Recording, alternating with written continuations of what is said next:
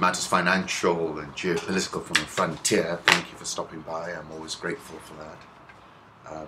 Let me start with some home thoughts today. Set your life on fire. Seek those who fan your flames. Rumi, totemic figure in my mind. Kenya Pix tweeted, "This is what sunrise looks like from the top of Mount Kenya," and it certainly looked beautiful. I'll put that photograph up, and another one that I took of the peaks of Mount Kenya seen from the slopes of the Fairmont Mount Kenya. And of course the Fairmont to Mount Kenya is the old Mount Kenya Safari Club in Nanyuki, which was founded in 1959 and became a mecca for the international jet set. The property sits on the slopes of Mount Kenya, and I've sat at the bar. It's called the Zebra Bar, and half expected William Holden or Adnan Khashoggi to pop in. And my most intense memory was of wandering around the gardens and discovering a complete film studio on the grounds and walking around in the evening light in those grounds, in that film studio alone. It was quite eerie. I'll put up a photograph of Hannah horse riding at Mount Kenya Safari Club, and another one of some drummers, and they played just outside the Zebra Bar. I should have taken a photo which was more panoramic, but they were tremendous, and I still recall them with a great deal of fondness because they really were special.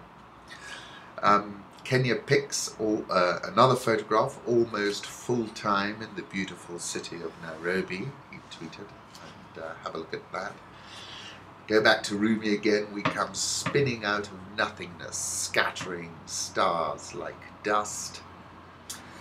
And then Salman Rushdie, who does not have that much in common with Rumi. Go for broke, but listen to this. Always try and do too much. Dispense with safety nets. Take a deep breath before you begin talking. Aim for the stars. Keep grinning. Be bloody-minded. Argue with the world, and never forget that writing is as close as we get to keeping a hold on the 1,001 things: childhood, certainties, cities, doubts, dreams, instants, phrases, parents, loves, that go on slipping like sand through our fingers." Salman Rushdie. Imaginary homelands. And actually, one of my favourite sentences was in that book as well, on page 206. "Ours is the most cryptic of centuries, its true nature, a dark secret." Several top FIFA officials have been arrested on corruption charges in an early morning police operation in Zurich. New York Times claims that there were more than a dozen plainclothes officers descended on the plush 5-star Bauer Olac Hotel on Wednesday morning. Swiss City is the setting for this year's annual meeting of football's world's governing body. I'll put up a link, a photograph of Sepp Blatter that AFP Getty published. He's quite a character, quite a personality. I can't believe there is no smoking gun in there. Press TV tweeted, "International investors visit the Tehran bourse," and I thought to myself, well, that's both a financial and a geopolitical point. The dollar index had a very strong session yesterday. It was up 1.38%, and that was its largest daily move in almost 2 years. So you can see pretty violent move yesterday, and we've continued to see some follow through, particularly with the dollar yen, which is now at 123.60 and a sort of charged higher. And this is in reaction to the CPI, which was 0.3%, which was higher than expected. Some firming data that's come through after a very weak first quarter. And Yellen saying that she's basically ready to raise rates at some point this year. And everyone's sort of coalescing now around September.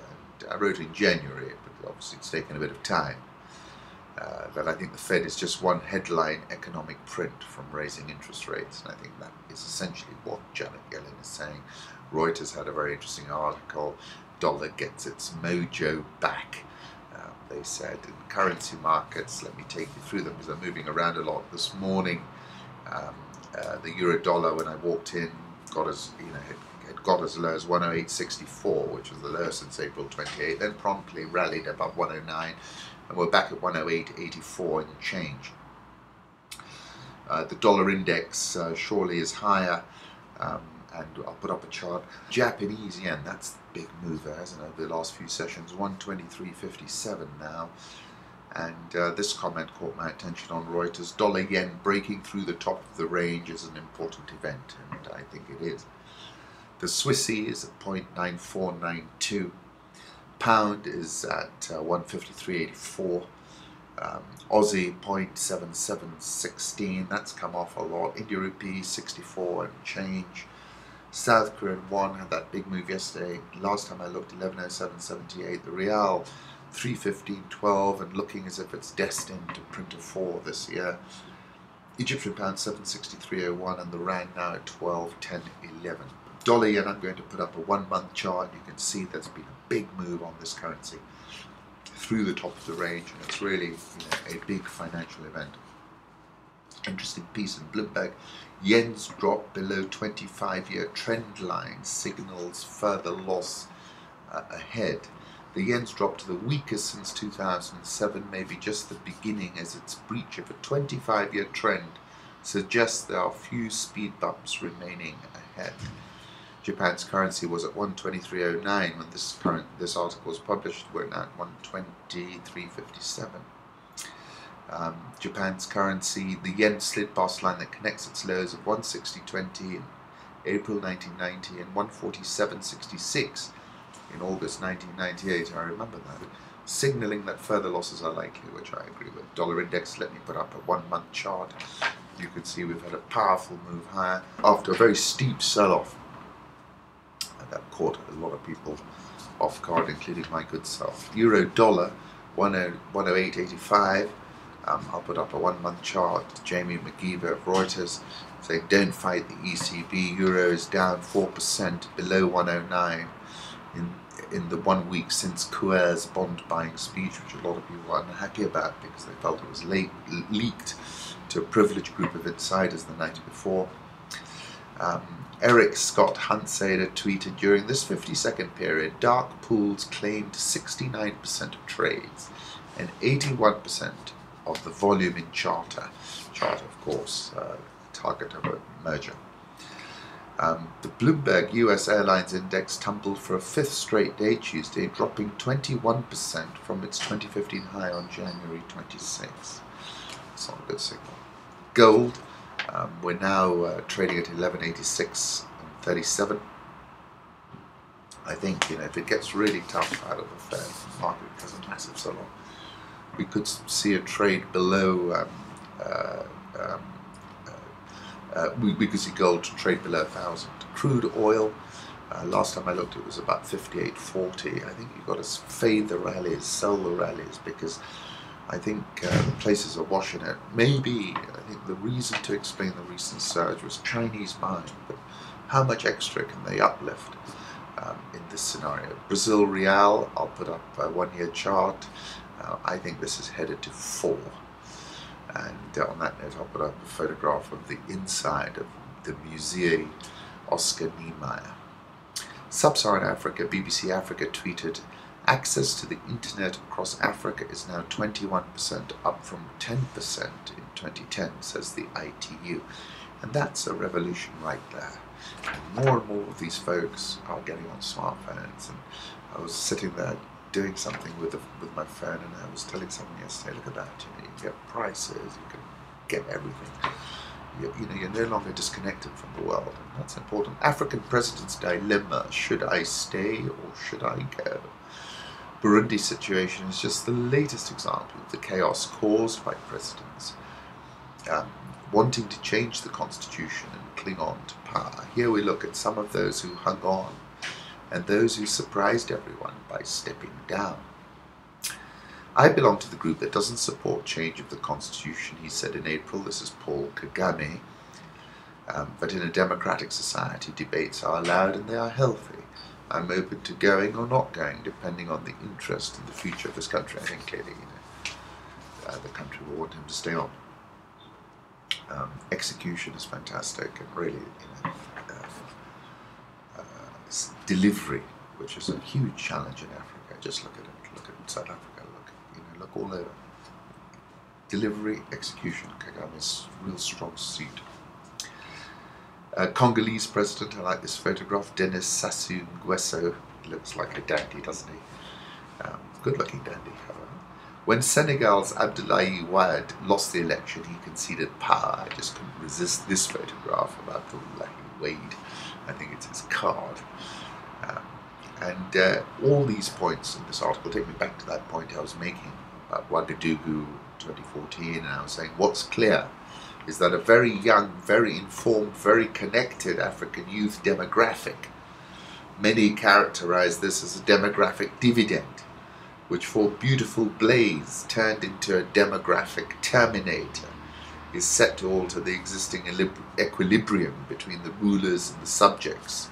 And I said then a rebalancing has begun, and I think everything we've seen since then, whether it's Burundi, DRC, everyone's forgotten about that, the president had to stand down pretty quick, confirms that. Observers, AU observers, because they're the only ones who were allowed to observe, said the Ethiopian poll was calm, it was peaceful, and it was credible. Calm, peaceful, and credible, those are the three of the key words the African Union Election Observer Mission used to describe Ethiopia's national election, which is widely expected to produce yet another landslide for the nation's long-time ruling party, of course. But free and fair, two critical adjectives were missing from the assessment, which is interesting. And I think that's sufficient to keep the show on the road and speed it up some as well. Ethiopia is the most favourite destination of a lot of multinationals. It's very monolithic. There's not much interference or noise once you get a decision at the very top, at the apex of the government. And very committed to that Chinese manufacturing model as well. GDP rose an annualized 1.3% from the previous quarter, when it expanded 4.1%. That, of course, is South Africa. Economists had expected a 1.5% expansion, so it was a miss. The unemployment rate climbed to 26.4%, the highest level in 11 years. The impact of Eskom's shortages on production has been underestimated. Francois Stoffberg, an economist at the Efficient Group in Pretoria, said by phone, "The question is, how long will it be before investors look at our growth rate and decide to take their investments, and especially their capital investments, elsewhere?" The currency has weakened 3.4% this year, but is selling off today. Manufacturing, which contributes about 13% of the economy, fell an annualized 2.4% in the first quarter. Of course, just don't have the power. Agricultural output, this is the drought, contracted 16.6% because of the drought. Very soft indeed. But we've known this, and it's a big drag on this SSA GDP numbers. If you strip out South Africa, SSA is growing much quicker. South African Deputy President Cyril Ramaphosa completed negotiations for the sale of most of his business interests to a company led by MTN Group Chairman Futuma Nhleko. His divestment completes a promise to resolve any conflicts of interest since becoming the country's deputy president. Prior to 1994, he formed the country's biggest labour union, led negotiations, ended apartheid, and helped write South Africa's democratic constitution. Excuse me, the South African All Shares up 7.92% so far this year, but it's more than 4%, just 4.0316% below a record high reached on April the 24th. Dollar Rand, I'll put up a 6-month chart. We're sort of breaking to the top side. You remember we were a bit low at 12 for quite a while. We're back above it now. Egyptian pound 763.01. Egyptian EGX30 is up 1.8% this year, but has had a strong, near enough 10% rally since the capital gains tax proposal was postponed. Nigeria fuel crisis delays AFDB guests spending more to fly. Andrew Ali, who's a friend of the chief executive of Africa Finance Corp, spent extra money on backup travel plans rather than miss the event. His team booked flights from Lagos, to Abidjan via Accra and Lomé in Togo on different airlines. This is one of the hidden costs of doing business within Africa, he said. We knew there was a fuel strike in Nigeria and it had been affecting domestic flights. As a precaution, and as we felt it would start to affect international flights, we booked a second flight to Abidjan. President-elect Muhammadu Buhari will take over from Jonathan on May 29th. And listen to what Obasanjo is saying about the fuel shortage. The fuel shortage is a sign of poor management, which will disappear very soon. We should not worry about it. It's an aberration. An aberration comes and goes, he said. Nigeria all shares up 2.04% this year. The Ghana Stock Exchange is now up 5.19% this year and at 10.5-month highs. Zambia may reduce power supply by as much as 600 megawatts from about 2,200 megawatts. Wow, that's like 30%. That's a bit of a worry for that economy. UNHCR slashes its Burundi refugee figure from its earlier guesstimate. They're now saying that 72,618 people have fled Burundi. They'd previously said 110,000. Equity Bank Group has announced plans to expand its operations into the DRC by acquiring a 79% stake in Pro Credit Bank of the Congo. James Mwangi, CEO of Equity Bank, said, "Today we announced the objective of making our first step outside East Africa. In terms of entry, we have decided this country is too big to do a greenfield. We have decided to acquire a bank," he said.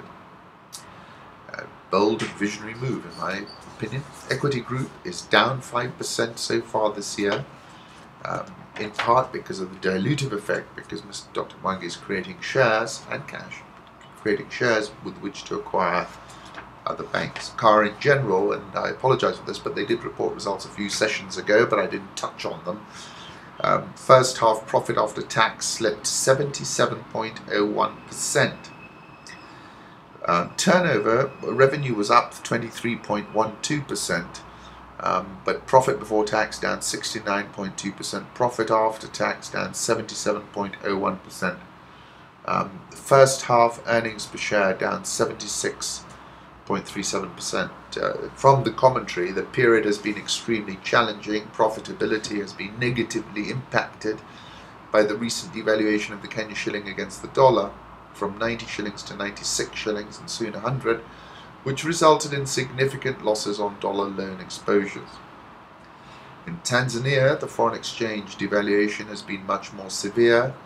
Investment property business continues to perform satisfactorily. Objective is to realize gains on at least one investment property this calendar year. Tough times, and that's an interesting first opportunity for anyone to talk about the currency impact. Bloomberg, Kenya's corruption fight backfires as security gaps exposed, talking about how President Kenyatta is pushing to fight corruption. His heart is definitely in the right place. And saying less than a month after he ordered the Ethics and Anti-Corruption Commission to investigate 170 officials for fraud, Kenyatta suspended the chairman of the agency and his deputy on April the 23rd on allegations of misconduct. The two officials resigned before testifying at a tribunal. Instead of instilling confidence that Kenya is serious about tackling widespread bribery and fraud, Kenyatta's actions have given his critics more ammunition to fault the government in the face of rising attacks by militants from neighbouring Somalia. And I had a very interesting conversation. There's some people downstairs here in this building who've got some incredibly sophisticated software that are able to take photographs of people. And they had a very alarming assessment, I'm afraid, of the situation, particularly in the, Garissa, Wajir, that sort of area, and saying, the war's not going to prevent anyone because the folks are actually inside, not outside, coming over the border, they're in Kenya. To continue, I said corruption has created more holes in our security posture than Swiss cheese has holes. We need to address this nexus of corruption and insecurity because this remains the biggest risk to the Kenya Rising story, and I stick by that. Tourist arrivals fell 11% last year. The shilling has slumped 7.7% against the dollar. and was trading at 98.50 on Tuesday. We have reached a juncture where corruption has permeated the entire fabric that now includes national security and safety. This is Ahmed Salim. He's at Tineo Intelligence. Can national and personal safety be breached at a price? If the answer is yes, then clearly corruption is playing a role in the worsening insecurity throughout the country. Kenyatta's own credibility has been questioned. He is a member of Kenya's wealthiest families. Companies include Media Max, which is a media company, Commercial Bank of Africa, they do the Mshwari product, for example, the Safari company, Brookside Dairy, Braj Capital, and Danone took a stake in there. He also fought off war crime charges at The Hague. Any effort the government takes to stamp out corruption is taken positively, like we're seeing in Nigeria, said Yvonne Mango, an economist at Renaissance Capital in Johannesburg. She's actually from Malawi. However, if investors see a regression on those efforts, it will put Kenya in a negative position, and I think that's the problem. The president's got to cut through an enormous amount of interference. The Kenya shilling, 98.50, 98 range trading. 100 looks inevitable, 107 looks likely now. Nairobi All Share is minus 0.05%, and at a January 12th low. We've been in a bear market here at the Securities Exchange. The NSE 20 is down 5.0699%, and at 11-month lows. And we've really been suffering at the stock exchange, in part because of currency fears. We've had quite a bit of selling going on. So far, nothing to stop it. Once again, thank you for stopping by. I am grateful. If you want to check what's going on the stock exchange, if you're holding any shares, just register on rich.co.ke. It's free, get a password. And then in trading hours, go to Rich Live. The normal board gives you the entire board. You can just have a look at the market at a glance. The expert board allows you to know how many shares are there buyers for, how many shares are on offer, what price, and you can make much more sophisticated decisions around your trading. Once again, thank you.